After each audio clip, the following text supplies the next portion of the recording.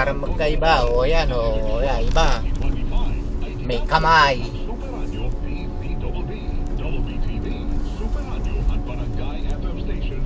May kamay si Sports.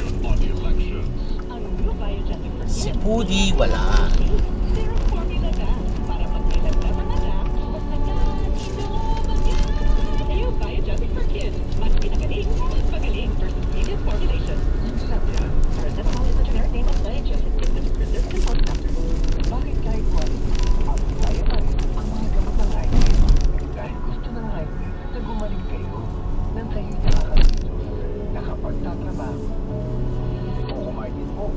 Galing, no?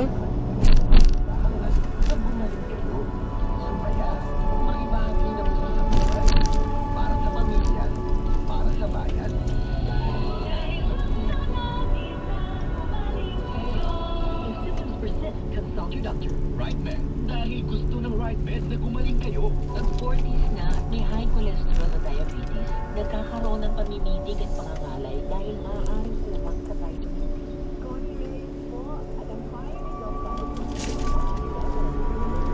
Pamimitig at pangangalay, so you can do more with your hands and feet with proper diet and healthy lifestyle. Not very much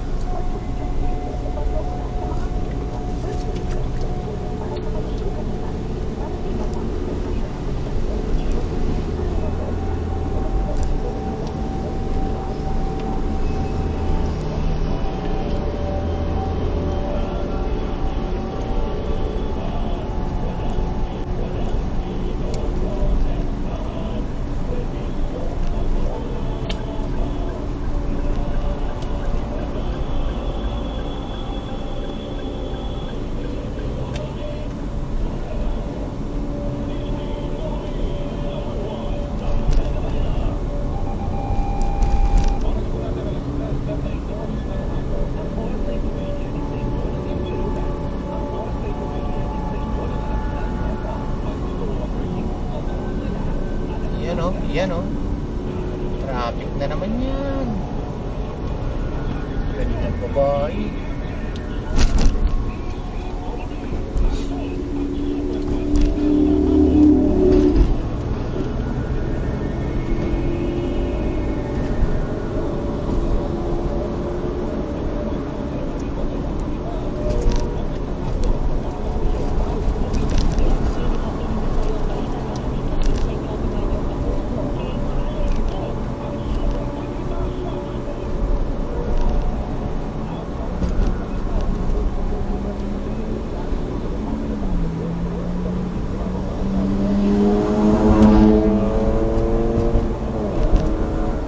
Baliw na driver, ayun, sample na baliw. Oh, yun oh, tinan mo oh. Baliw talaga oh. Kala siguro sports car ang dala eh. Yun oh. Yun oh. Gago.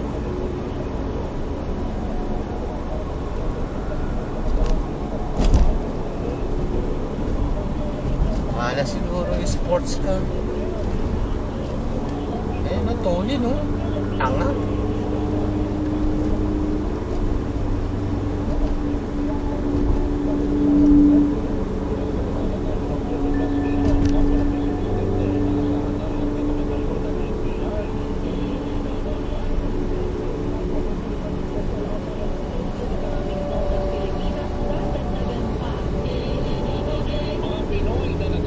Napakasaya nila sa buhay pag-ibig.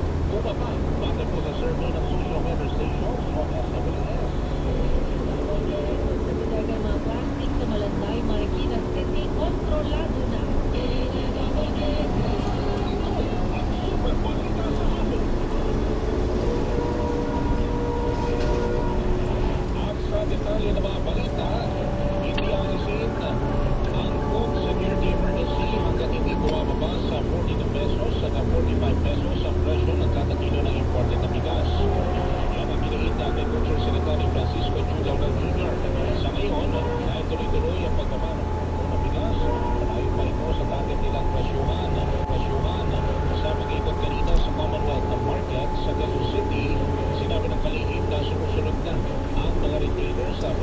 Duterte eh.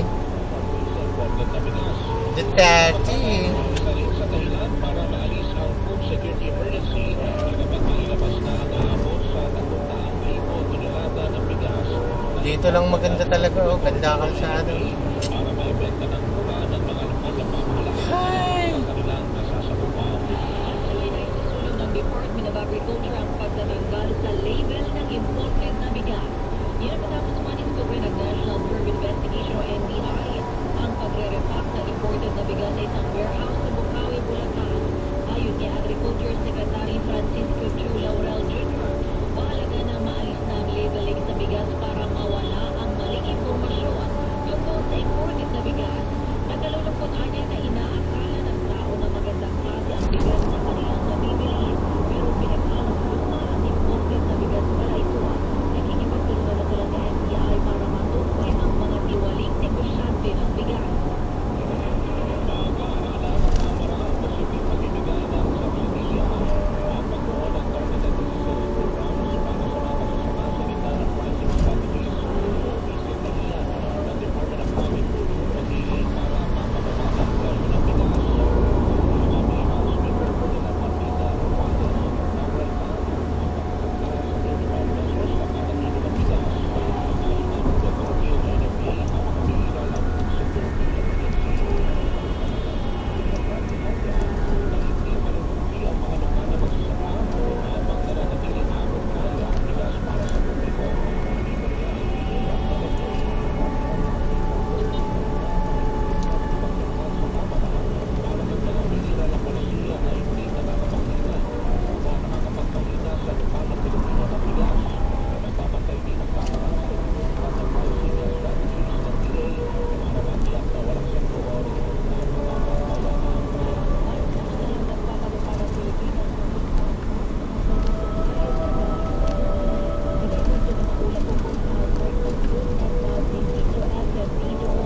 Nakasalito sa Memorandum Order No. 8 na inisyu ni Agriculture Secretary Francisco Chu Laurel Jr. noong Pebrero at Diez.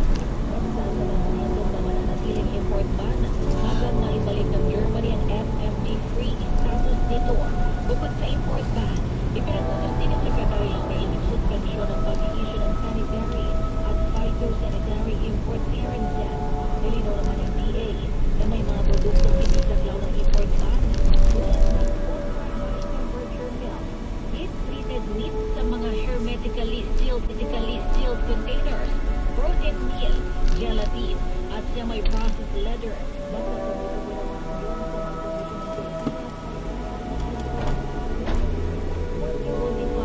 Nag-avis ang Germany sa World Organization for Animal Health na may kumpirmadong kaso ng FMD sa mga domestic buffalo sa Home Garden, Brandenburg. Ang FMD ay isang highly contagious viral infection na nakakaapekto sa mga hayop, lalo na ang mga baka at may mataas na rate ng pagkamatay sa mga batang hayop.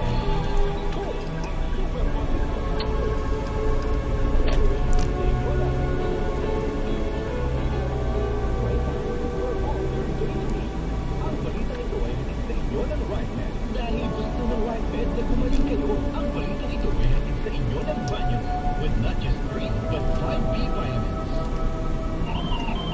Samantala, Department of Agriculture agad na magpatupad ng MSRP sa baboy sa Marso. Detalye mo na kay Isa Avendaño Umali. Isa. Target na ng Department of Agriculture o DA na maipatupad sa